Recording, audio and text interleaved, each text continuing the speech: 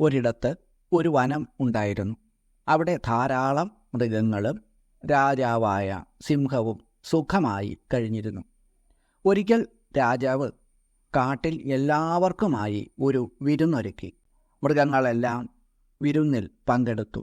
അതോടൊപ്പം മൃഗങ്ങളുടെ കലാപരിപാടികളും കേമമായി തന്നെ ഉണ്ടായിരുന്നു.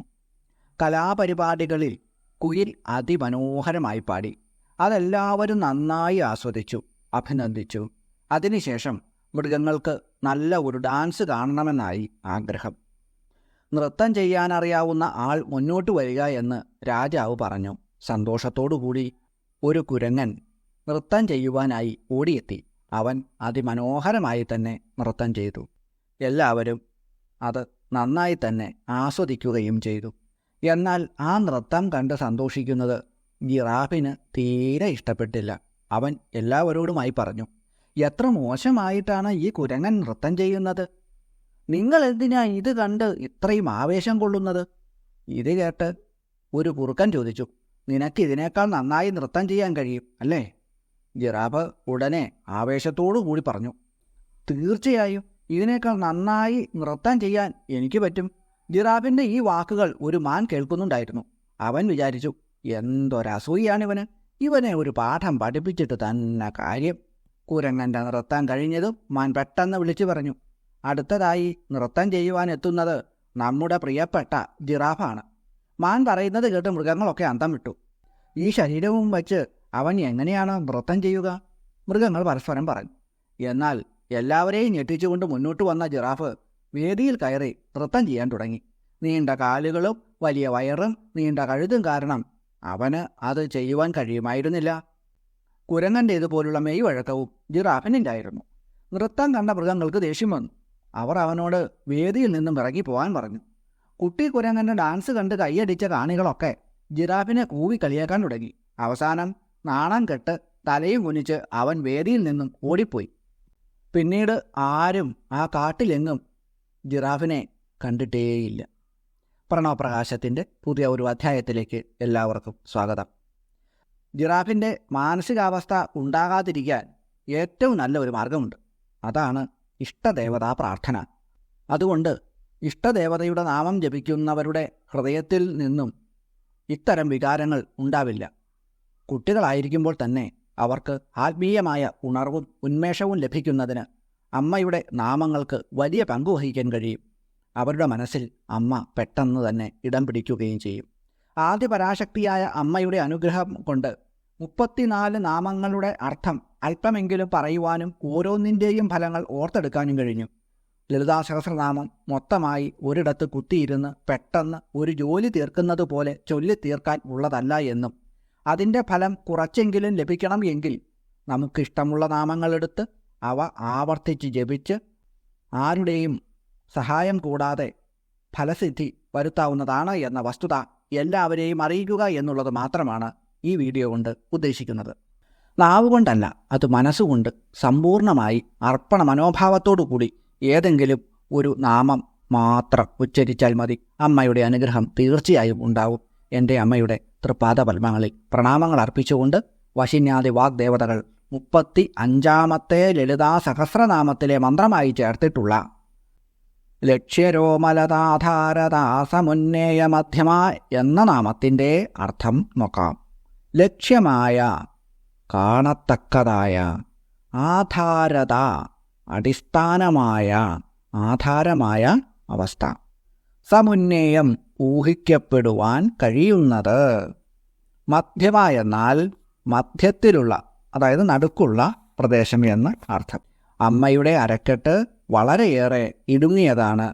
കാണാൻ കഴിയുന്നത് അവിടുത്തെ രോമലത മാത്രമാണ്. അതുകൊണ്ട് രോമലതയ്ക്ക് ആധാരമായിട്ടുള്ള മധ്യപ്രദേശമുണ്ട് എന്ന് ഊഹിക്കാൻ മാത്രമേ സാധിക്കൂ. ഓം ലക്ഷ്യരോമലതാധാരദാസമുന്നേയ മധ്യമായൈ നമ. ഓം ഓം ഹ്രേം ലക്ഷ്യരോമലതാധാരദാസമുന്നേയ മധ്യമായൈ നമ. ശ്രീചക്രം പൂജിച്ചാൽ കിട്ടുന്ന ഫലം എന്താണോ അത് ഈ മന്ത്രം ജപിച്ചാലും കിട്ടുന്നതാണ്. ശ്രീചക്രം വച്ചിട്ടുള്ള ഭവനങ്ങളിൽ അതിനു മുന്നിലായി ഈ മന്ത്രം ഇഷ്ടമുള്ള അത്രയും പ്രാവശ്യം ജപിച്ച് പ്രാർത്ഥിക്കുക. മാത്രമല്ല ആ വീട്ടിലുള്ള എന്തെങ്കിലും തരത്തിലുള്ള ദോഷങ്ങൾ ഉണ്ടെങ്കിൽ മാറിക്കിട്ടും. കൂടാതെ മാനസികമായ സന്തോഷവും ഉണ്ടാവുന്നതാണ്. ശ്രീ പാർവതി ദേവിയുടെ സന്നിധിയിൽ ഈ മന്ത്രം ജപിച്ച് പ്രാർത്ഥിക്കുന്ന യുവതികൾക്ക് സൗന്ദര്യം വർദ്ധിക്കുന്നു. ഈ മന്ത്രം 21 പ്രാവശ്യം ശ്രീചക്രത്തിൽ തൊട്ടുകൊണ്ട് പ്രാർത്ഥിക്കുക.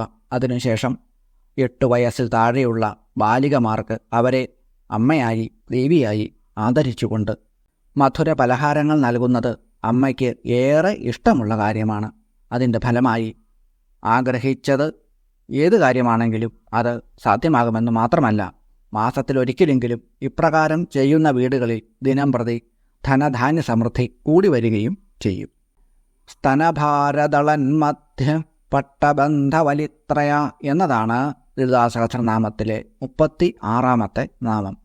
സ്തനങ്ങളുടെ ഭാരം കൊണ്ട് ദലത്തായ എന്ന് പറഞ്ഞാൽ മുറിഞ്ഞു പോകുന്ന മധ്യഭാഗത്തിന് പട്ടബന്ധമായ സ്വർണ്ണപ്പട്ടകളാണോ എന്ന് സംശയിപ്പിക്കുന്ന തോന്നിപ്പിക്കുന്ന വലിത്രയത്തോട് ഞുറികളോട് കൂടിയവൾ.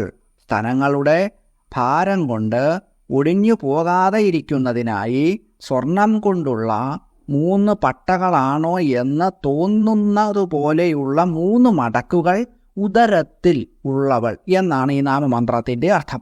സൗന്ദര്യലഹരിയിൽ ആദിശങ്കരാചാര്യർ അമ്മയുടെ ഉദരത്തിൻ്റെ ഈ മടക്കുകളുടെ ഭംഗി കണ്ടിട്ട് 2 ശ്ലോകങ്ങളിൽ അതിമനോഹരമായിട്ട് ഇപ്രകാരം വർണ്ണിച്ചിട്ടുണ്ട്. നിസർഗക്ഷീണസ്യ സ്തനതടഭരേണ ക്ലമജുഷോ നമന്മൂർത്തേർനാരീതിലക ശനകൈസ്തൃട്യതൈവ ചിരം തേ മധ്യസ്യ ത്രുടിതതടിനീതീരതരുണാ സമാവസ്ഥാസ്ഥേംനോ ഭവതു കുശലം ശൈലതനയേ.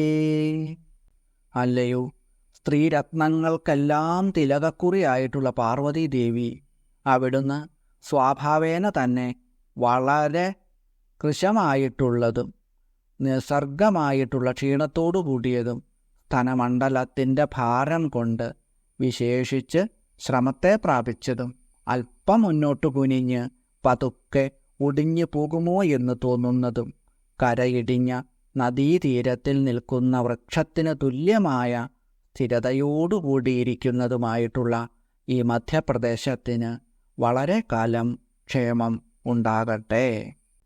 കുജൗ സദ്യസ്വിദ്യത്തടഖടിത കൂർപ്പാസഭിദുരൗ കഷന്തൗ ദോർമൂലേ കനകകലശാഭൗ കലയതാം തവ ത്രാതും ഭംഗാദലം ഇതിവലഗ്നം തനുഭുവാ ത്രിധാനദ്ധം ദേവി ത്രിവലി ലവലി വല്ലിഭിരിവ.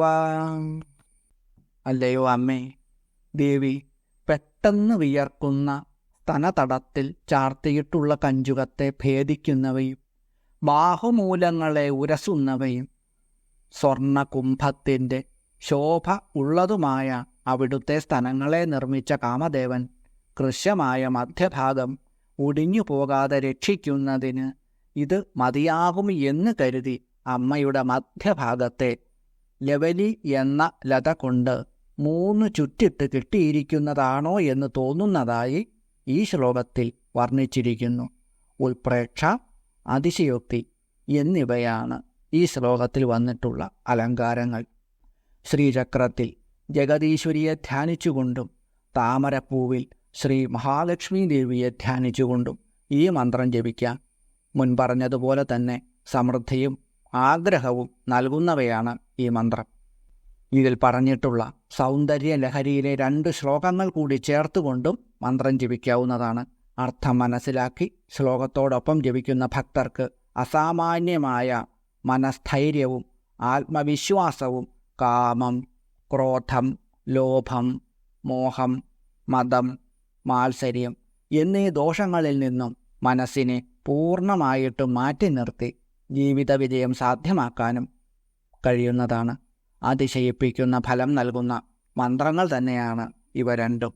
അമ്മയുടെ പാതാരവിന്ദങ്ങളിൽ സാദരം പ്രണാമങ്ങൾ അർപ്പിച്ചുകൊണ്ട് എല്ലാവരെയും അമ്മ അനുഗ്രഹിക്കട്ടെ എന്ന് പ്രാർത്ഥിച്ചുകൊണ്ട് നിർത്തുന്നു. നന്ദി, നമസ്കാരം.